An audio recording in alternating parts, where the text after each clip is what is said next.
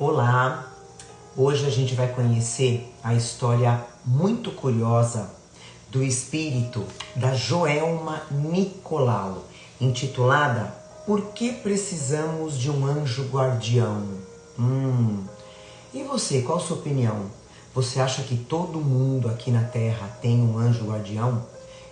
E você acha que você tem um anjo guardião? Essa história linda foi trazida pela médium Sônia Lopes, do canal Revelações Espirituais. A Sônia é terapeuta espiritual, ela trabalha com terapia de vidas passadas. Se você se interessa, procura a Sônia pelo canal Revelações Espirituais e vamos conhecer essa psicografia linda e muito interessante do espírito da Joelma Nicolau. Vamos lá. Nunca ninguém me deu ouvidos. Diziam que eu queria chamar a atenção dos meus pais. Quando eu queria falar, contar o que estava sentindo, minha mãe dizia: adolescente só aborrece. Não sabiam lidar com o que eu era. Eu tinha dificuldade de aceitar o mundo em que estava vivendo. Tinha certeza de que já havia vivido em outro mundo, mas ninguém acreditava em mim. Eu só queria conseguir me expressar. Mamãe tinha fé, ia à igreja, mas não acreditava em outras vidas. Passei a ter problemas na escola porque eu lia a sorte das minhas colegas, olhando nas mãos. Eu disse para Patrícia: seus pais vão se separar e vão pedir para você escolher com quem deve ficar. Fique com o seu pai. Ele e você já viveram em outras vidas e têm muito que aprender juntos. As meninas adoravam que eu lesse a mão delas. Queriam saber com quem iriam se casar. Passados alguns meses, soube por Patrícia que aconteceu exatamente o que eu tinha visto, a separação dos pais dela. Eu costumava acertar tudo, só que não tinha sabedoria e não pensava que certas visões poderiam me confundir. Chamaram os meus pais na escola e falaram que eu estava fazendo bruxaria, que lia as mãos dos alunos e que isso causava alvoroço, sendo necessário que eu parasse ou eles teriam que tomar providências drásticas. Meu pai me chamava de Alma. Mamãe criticava dizendo: não gosto de apelidos, o nome dela é Joelma. Papai falou: filha, eu não tenho muito conhecimento espiritual para te instruir. Como você lê as mãos? Quem te ensinou? Quando isso começou? Eu respondi: quando eu tinha 4 anos, me sentia flutuar pela casa, mas me via dormindo. Eu não sei direito porque tenho visões. Você pode ler minha mão? Eu peguei a mão do papai, olhei atentamente e vi que no trabalho dele havia uma moça que gostava dele, mas nunca falou. Eu pensei: será que eu falo? E se isso despertar nele a curiosidade de conhecer essa mulher? Se mamãe souber, vai ficar triste. Não vou falar nada. Então eu disse: estou vendo que o senhor é muito feliz com a mamãe. Ele fez uma expressão negativa e disse: eu e sua mãe estamos nos desentendendo. Ela não aceita que a sua avó venha morar conosco, mas ela é a minha mãezinha querida, que me deu a vida. Já conversei tanto com ela. Por que mamãe não quer vovó perto de nós? Não sei, minha filha. Eu disse: é que na vida passada elas eram rivais e vieram na família para se entender. Filha, de onde você tira essas conversas? Tiro da minha cabeça. Se você falar isso para sua mãe, ela te interna como louca. O tempo passou e eu não podia mais ler a mão das minhas colegas na escola. Vendo meus pais discutirem, eu falei para minha mãe: a senhora e a vovó vieram nesta vida para se perdoarem. Ela riu e disse: adolescentes, sempre sem noção no que falam. É muito difícil as pessoas entenderem sobre mediunidade. Eu sabia coisas que ninguém tinha me falado e isso me incomodava, porque as pessoas não querem ou têm medo de saber. Por isso, elas não mudam. Mamãe tinha certeza de que tinha razão e que a errada era a vovó. Para não ter mais problemas, parei de falar o que eu via, mas as minhas intuições eram certas. Papai pediu a separação e foi morar com a vovó. Ele tinha uma missão com a vovó. Em outras existências, antes de se tornar rival da mamãe, vovó era uma bebezinha deixada na porta de um pequeno e humilde orfanato. Na vida passada, ele, meu pai, abandonou a filha e na vida presente, vovó é a mãe dele. Mas minha família não acreditava em nada do que eu falava. Quando o papai foi morar com a vovó, eu tive que ir trabalhar para ajudar nas despesas, pegando ônibus todos os dias. Fiz amizade e comecei a trabalhar em uma loja de doces.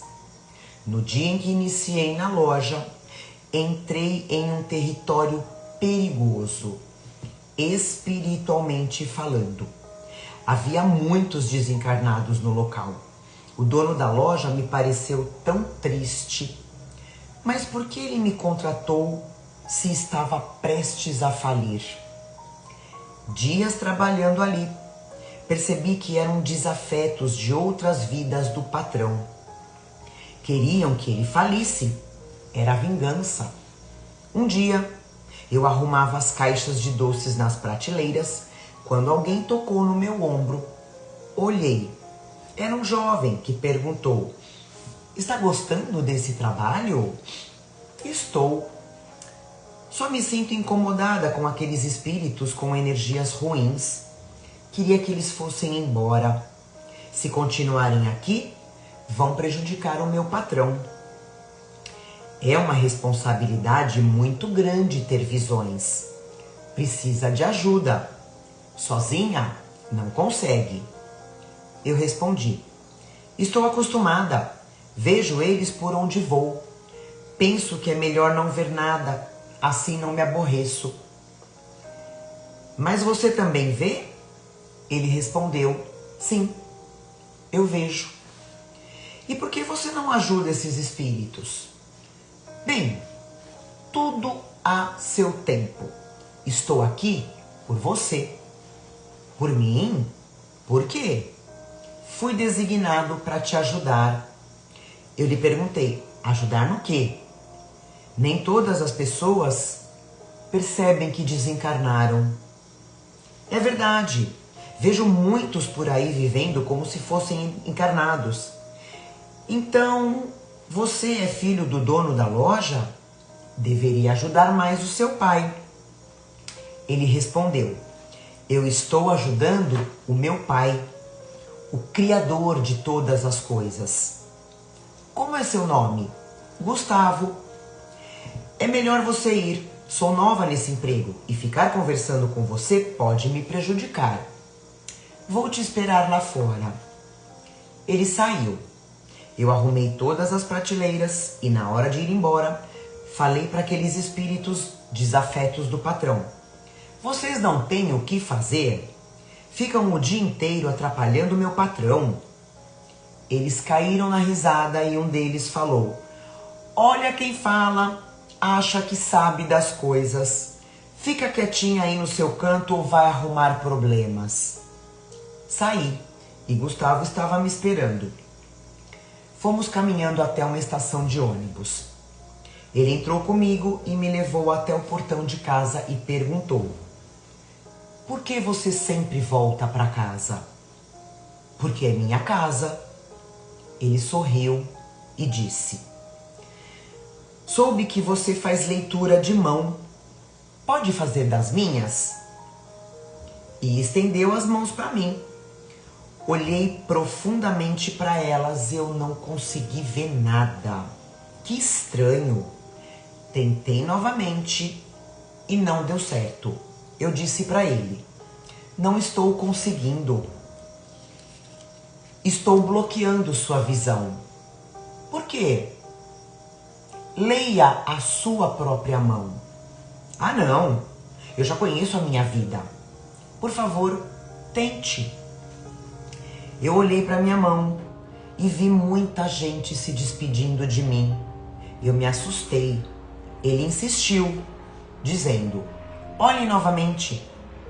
Vi muitas flores e um quarto de hospital.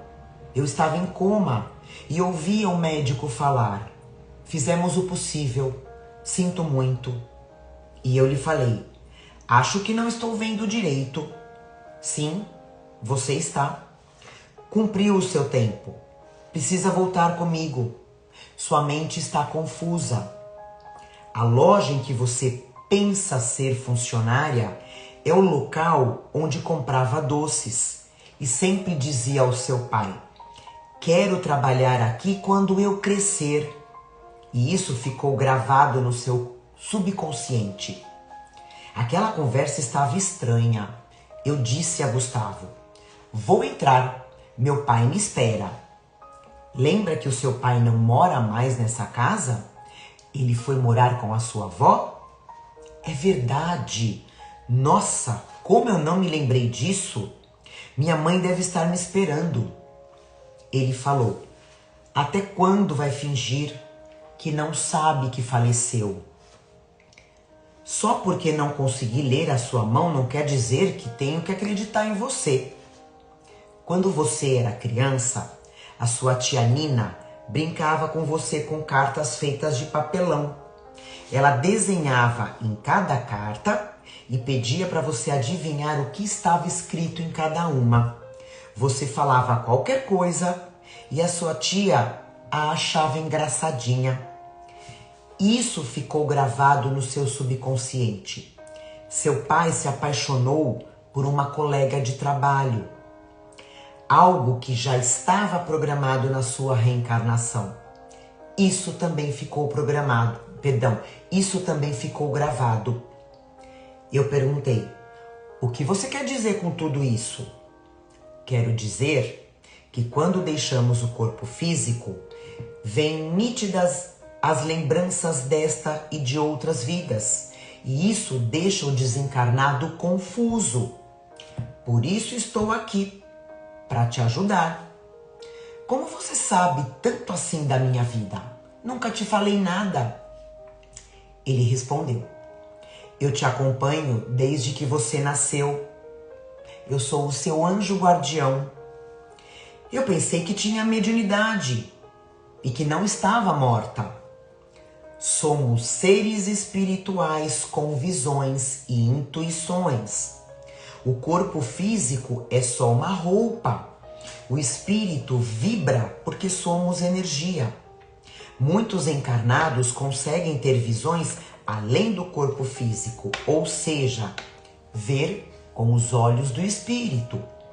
Isso se chama mediunidade. Mas muitos não têm controle dessas visões e acabam perturbados. Eu respondi a ele: não estou convencida de que desencarnei. Eu ainda estou terminando o colegial. Você precisa reorganizar a sua mente. Não é a única que desencarnou e não se lembra. Há bilhões de irmãos nessa condição por não nos ouvir.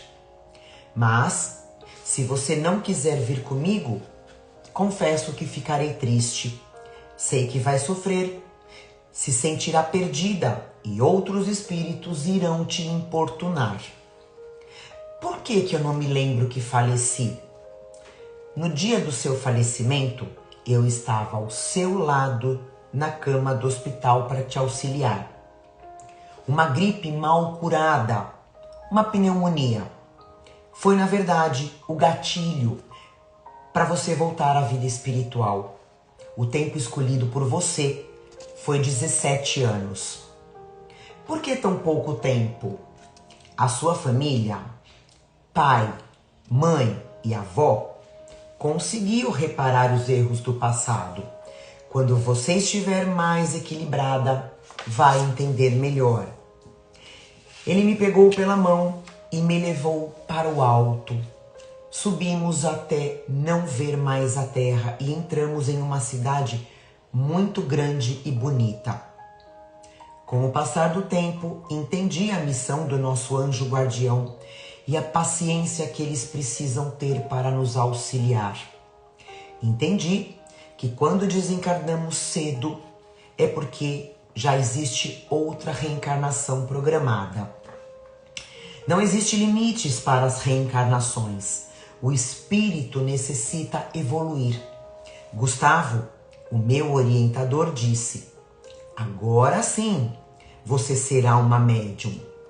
Vai curar através das mãos e precisará ter muita fé. A humanidade precisa de cura espiritual e física. Eu serei o seu mentor. Existe uma região no planeta Terra muito carente que não acredita que Jesus é o nosso Senhor. Não será fácil, mas eu estarei com você. Por que eu preciso ir para uma região onde não acreditam em Deus? Somos discípulos de Jesus. Devemos espalhar o amor e evangelizar. O povo tem sede de conhecimento. Gustavo me apresentou a um grupo de irmãos que irá reencarnar. Vamos nos encontrar nessa nova missão e trabalhar juntos. Por isso reencarnamos, para aprender e ensinar. É assim que evoluímos. Essa foi a história do espírito da Joelma Nicolau, onde ela achava que ela tinha mediunidade, mas na verdade ela estava desencarnada. De qualquer forma, como é importante a gente ter os conhecimentos, aumentar os nossos estudos através dos livros da doutrina espírita de Allan Kardec e entender sobre a mediunidade. Todos nós, como diz Allan Kardec, através dos espíritos, todos nós temos uma mediunidade em menor ou maior grau. Como ele fala, somos espíritos e nós temos intuições. Mas existem médiuns, como se diz, mais ostensivos, onde tem visões, onde tem uma sensibilidade maior.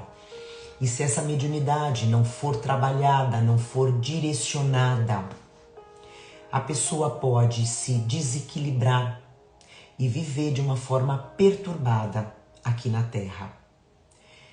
Então é muito importante os nossos estudos sobre o plano espiritual. E ela fala sobre a mãe e o pai, como é importante ela comentar que a mãe era muito religiosa. Então existe uma grande diferença entre uma pessoa religiosa e uma pessoa espiritualizada. Normalmente a pessoa religiosa, ela é uma pessoa que tem muitos dogmas, muitas limitações por conta da religião. E a pessoa espiritualizada não, porque tem a mente mais aberta, estuda outras crenças. E aí consegue sim aumentar a fé. Então é muito importante, mais uma vez, esse nosso conhecimento espiritual.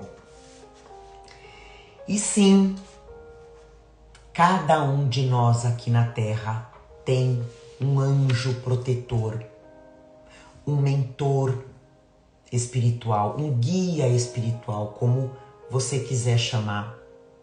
Cada um de nós, porque aqui na Terra somos espíritos imperfeitos ainda, infantis. Então a gente precisa de um guia. E todo mundo, gente, por pior que seja o ser humano, tem sim um espírito protetor. O problema é que quanto mais a gente trabalha e vibra no mal, menos acesso a gente tem ao nosso mentor e vice-versa, menos acesso eles têm com a pessoa. Então é muito triste, mas tem sim. Então todo mundo aqui tem um guia espiritual e normalmente esses anjos protetores, normalmente foram espíritos que a gente conviveu por séculos e amam muito, mas muito a gente. Tem um amor sobrenatural por nós. Então que a gente possa, através da evolução espiritual, conseguir se conectar cada vez mais com os nossos anjos protetores. Espero que vocês tenham gostado, curtam e compartilhem essa história linda. A gente se vê na próxima psicografia.